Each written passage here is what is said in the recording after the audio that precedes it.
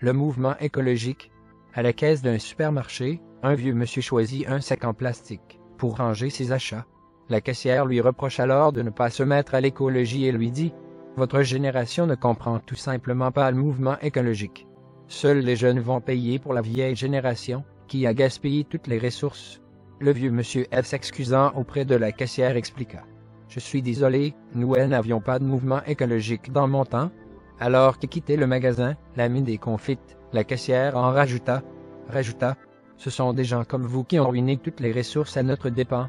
C'est vrai, vous ne considériez absolument pas la protection de l'environnement dans votre temps. » Le vieux monsieur se retourna admit qu'à l'époque, on retournait les bouteilles de lait, les bouteilles de limonade et de bière au magasin, qui les renvoyait à l'usine pour être levées, stérilisées et remplies à nouveau.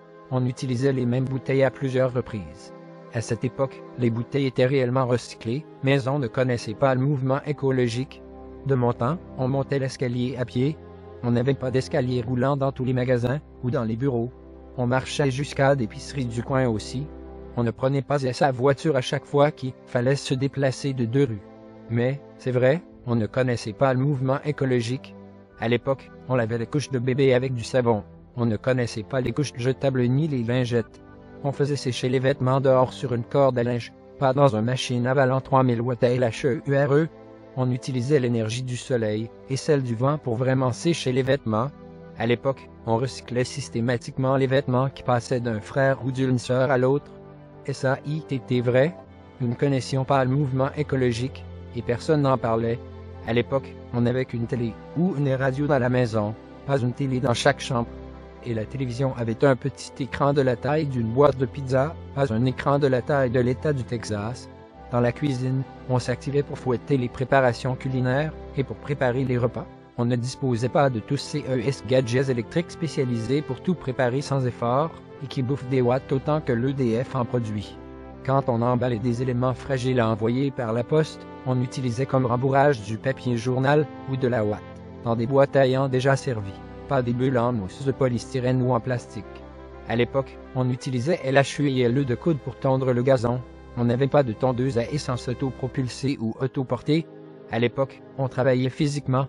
On n'avait pas besoin d'aller dans un KLEBB de gymnastique pour courir sur des tapis roulants qui fonctionnaient à l'électricité. Mais, vous avez raison, on ne connaissait pas le mouvement écologique. À l'époque, on buvait de l'eau à la fontaine quand on avait soif. On n'utilisait pas de tasses ou de bouteilles en plastique à jeter à chaque fois qu'on voulait prendre de l'eau. On remplissait les stylos plumes dans une bouteille d'encre au lieu d'acheter un nouveau stylo. On remplaçait les lames de rasoir au lieu de jeter le rasoir après chaque rasage. Mais, et ça y était vrai, on ne connaissait pas le mouvement écologique. À l'époque, les gens prenaient le bus, le métro et les enfants prenaient leur vélo pour se rendre à l'école, au lieu d'utiliser la voiture familiale et maman comme un service de taxi de 24 heures sur 24. À l'époque, les enfants gardaient le même cartable durant plusieurs années, les cahiers continuaient d'une année sur l'autre, les crayons de couleur, gomme, taille, crayons et autres accessoires duraient tant qu'ils pouvaient. Pas un cartable tous les ans et des cahiers à jeter fin juin. De nouveaux crayons et gommes, avec un nouveau slogan à chaque rentrée.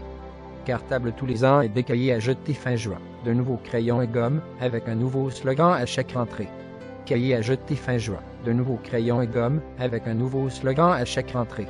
Nouveau slogan à chaque rentrée. Mais, et ça y était vrai, on ne connaissait pas le mouvement écologique. On avait une prise de courant par pièce, pas une bande multiprise, pour alimenter toute la panoplie des accessoires électriques indispensables aux jeunes d'aujourd'hui.